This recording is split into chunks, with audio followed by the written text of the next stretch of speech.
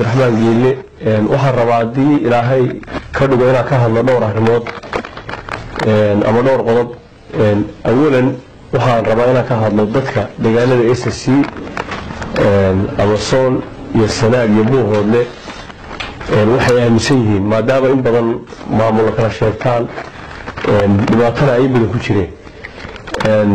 horta waxa weeyaan dadka halkaa degan waxa weeyaan waa dad ka soo jeeda daraawiishtii, waxa weeyaan waa dadkii u soo halgamay Soomaalinimada Ingiriis la dagaalamay oo waqooyiga Soomaaliya ka saaray oo xornimada keenay. waa dad Soomaalinimada aaminsan oo waxa weeyaan jiil iyo hilib iyo lafba ay xushay. horta waxay aaminsan yihiin Soomaali weyn. hadda magaalada Laascaanood waxaa ku sugan ciidamo Somaliland oo waxa weeyaan muddo 12 sano haysta. waxa weeyaan oo iska soo galay cid kasta ha u sahasho. magaalada 12 sano magaalada Laascaanood waxaa ku yimid dibudhac weyn baa ku yimid oo dhinac kasta dhinaca dhaqaalaha waa ka baabaaday, dhinaca waxa weeyaan horumarka waa ka baabaaday, dadkina waa ka barakaceen. magaalada Laascaanood 2006 ama 2007 wixii ka horeeyay waxaa ku noolaa dad lagu qiyaaso 130 oo ah dadkii miida ahaa ee magaalada. haddana waxa weeyaan haddii ay dadku waa teenteen marka taas waxay cadeynaysaa maamulka meesha jooga inaan raalli ka ahayn. inta badan waxaynu aragnaa dad goboladan u dhashay oo Hargeysa ka soo hadlaya ama Laascaanood qol isku soo xiraya oo dad aflagaadeynaya. waxaan u sheegayaa dadka inta badan meelaha ka sawiray maqaalka ku hadlayaan iyo muuqaalkooda iyo miisaankooda horta Soomaaliya waa aragtaa waa ka raali gelinayna aflagaadada ama ay dawladda federaalka u geystaan ama xukuumadda kale u geystaan waa ka raali gelinayna. dadkaasi ma dad goboladan matala waxa weeyaan waa dad uun dana gaara oo iyaga u hadla. waxa weeyaan maamulkan meesha haysta waxa weeyaan waa maamul beereed weeye ama fikrad ka timi sanam dadka degan Burca iyo Hargeysa meesha degan bay ka timi. adduunka waxa weeyaan dadku waxa weeyaan marka siyaasadda ama wax la isku darsanayo wax la aaminsan yahay mabaadiida ugu horeysa. ninka Hargeysa iyo Burca jooga wuxuu aaminsan yahay inuu Soomaali ka go'o oo cadow Soomaaliya u tahay oo wadamo kale oo shisheeye ama deriska ay nasteex u yihiin. ninka Laascaanood iyo Ceergaabo iyo Baran jooga iyo Buuhoodle wuxuu aaminsan yahay Soomaali dhalada inuu yahay oo darwiisha oo uu ku faana.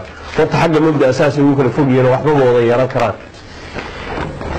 Somaliland maamulkeedana waxa weeyaan reer baa dhistay oo waxa weeyaan awoodda ugu badan reer baa haysta oo iska muuqataa inuu maamul reereed yahay way muuqataa. waxa uu loo yeedhaa dhowr qof oo ay waxa weeyaan ay ku dadaystaan ama laba wasiir oo kale oo marba iska tago iyagu u yeedhaan markay dalahooda ka waayaan ay cayriyaan. halka waxa weeyaan wax wada qaybsiguna waa halkaas oo wada aragtaan.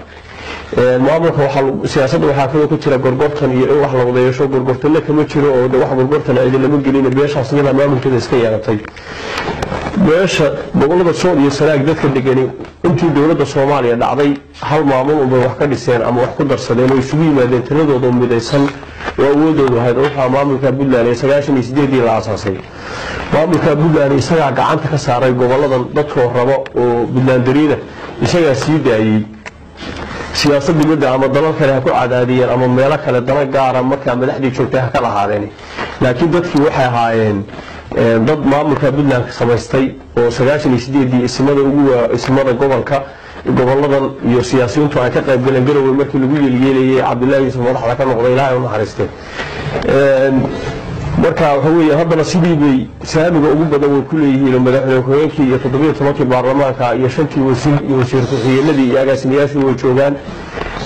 fariin kale aan u diray maamulka Puntland waxaa leeyahay 12 sano baad waxa weeye Sool iyo Sanaag iyo Cayn ay maqan yihiin oo ay maamulka waxa weeye ay ka mid ahaayeen dadkuna inta uu sugayay welina uu sugayay diyaar buu u yahay. cadawga gacanta waxa weeye ku haya waxa weeye qabsaday waxa weeyaan wiiqay noloshoodii iyo dilmadoodii iyo sharaftoodii ba wiiqay.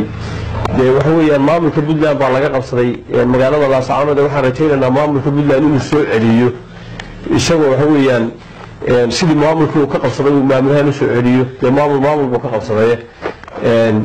dowladda Puntlandna waxa weeyaan baaqay intaasaan ku dhaafayaa waxaan kaloo iyana baaq u dirayaa ciidamada Soomaaliland hadda laascaano jooga war waxa weeyaan idinkuna haysu wareerida dhibaatana haysu geysanina ama siyaasiyiinta Soomaaliland hadda nin askari oo waxa weeyaan dad Soomaaliyeed oo ku jahaadama madaxweyne oo ah waxa weeyaan dadkan laascaano degan iyo buuhoodle iyo waxa weeyaan iyo Eergaabo waa dad Soomaaliyeed aaminsan marnaba mabda ah Soomaali in laga go'o qaadan maayaan oo calaasha sultan ka soo baxeen marka waxaan leeyahay war ciidiyan waqtiga kaga lumine lacagtan qarashkana ciidamada ku qarash gareynaysa ama tukarag ama laascaano jooga hargeysa bilabiyaah oo waxa weeyaan maalin baxaafad waxa weeyaan oo dadku ugu dhintaan biyaha u soo saaro dhulkiinana aaminsanaado burcay hargeysa leediina ama la go'o Soomaali kala go'o Itoobiya ku darsada ama Soomaaliyeed kamid ahaado idinkay waxa weeyaan ay luqusaysaa laakiin waqti badan ha ku luminina halkan colaadna waxa weeyaan Soomaali maanta